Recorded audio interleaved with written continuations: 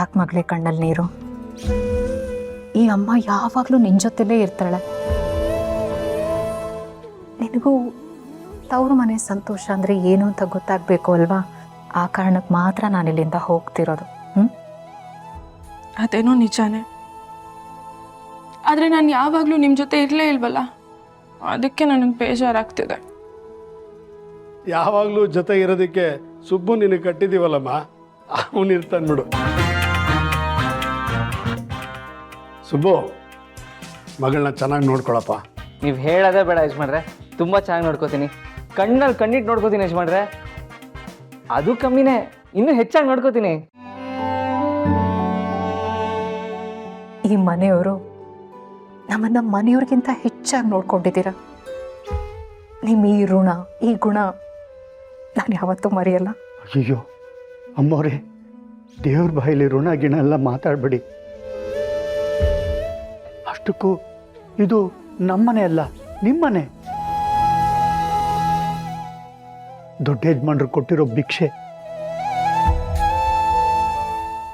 ನಮ್ಮ ಬದುಕು, ನಮ್ಮ ಜೀವನ ಎಲ್ಲ ದೊಡ್ಡ ಯಜಮಾನ್ರು ಋಣದಲ್ಲಿದ್ದೇವೆ.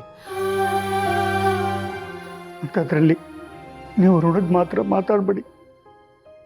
ಹೌದು ನಂದಿನಿ ಅಮ್ಮವ್ರೆ, ನೀವು ಯಜಮಾನ್ರ ಮನೆಗೆ ಬಂದಮೇಲೆ ಈ ಮನೆ ಕಳೆನೇ ಬದಲಾಗಿದೆ.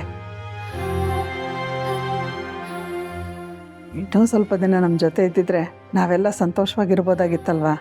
ಅದೇ ಮತ್ತೆ ಈಗ ನನ್ನೇ ನೋಡಿ, ಯಾವಾಗ್ಲೂ ತವ್ರ ಮನೇಲೇ ಇರ್ತೀನಿ. ತವ್ರ ಮನೇಲಿ ಇರೋದು ಒಂಥರ ಖುಷಿಯಾಗಿರುತ್ತೆ. ಶ್ರಾವಣಿ ಮೇಡಮ್ ಅವ್ರು ಇಲ್ಲಿದ್ರೆ ಅವ್ರ ಗಂಡನ ಮನೇನೂ ಹೌದು, ತವ್ರ ಮನೇನೂ ಹೌದು, ಒಂಥರ ಚೆನ್ನಾಗಿರುತ್ತೆ. ಆದರೂ ನಮ್ಮಿಬ್ರಿಗೆ ಸ್ವಲ್ಪ ಪ್ರೈವಸಿ ಬೇಕಲ್ಲ, ನಾವಿಬ್ಬರು ಒಟ್ಟಿಗೆ ಸ್ವಲ್ಪ ಸೆಪರೇಟ್ ಆಗಿರ್ತೀವಿ.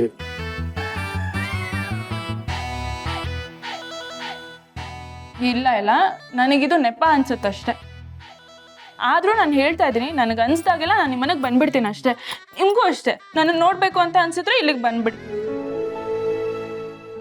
ಹಾ, ಅಗ್ರಿಮೆಂಟ್ ಆಯ್ತಲ್ಲ ಅಮ್ಮರೇ, ನಗುವಲ್ಲಿ ರುಜುವಾತ್ ಮಾಡ್ಬಿಡಿ. ಹಾಗೆ ಆಗಲಿ.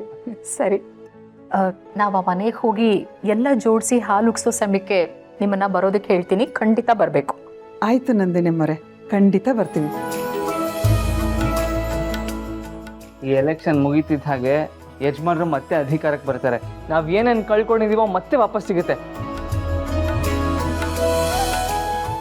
ಯಜಮಾನ್ರೆ, ಅಲ್ಲಿವರೆಗೂ ಮಾತ್ರ ನೀವು ಅಲ್ಲಿರಿ, ಆಮೇಲೆ ಏನಾಗುತ್ತೋ ನೋಡ್ಕೊಳ್ಳೋಣ. ಸರಿನಪ್ಪ, ನೀನು ನಾಮಿನೇಷನ್ ಫೈಲ್ ಮಾಡೋದಕ್ಕೆ ಏನೇನು ಬೇಕೋ ರೆಡಿ ಮಾಡು. ಜೀವನದಲ್ಲಿ ಎಷ್ಟೆಷ್ಟೋ ಕಷ್ಟಗಳನ್ನ ಎದುರಿಸಿದ್ದೀವಿ, ಈ ಎಲೆಕ್ಷನ್ ಯಾವ ಮಹಾ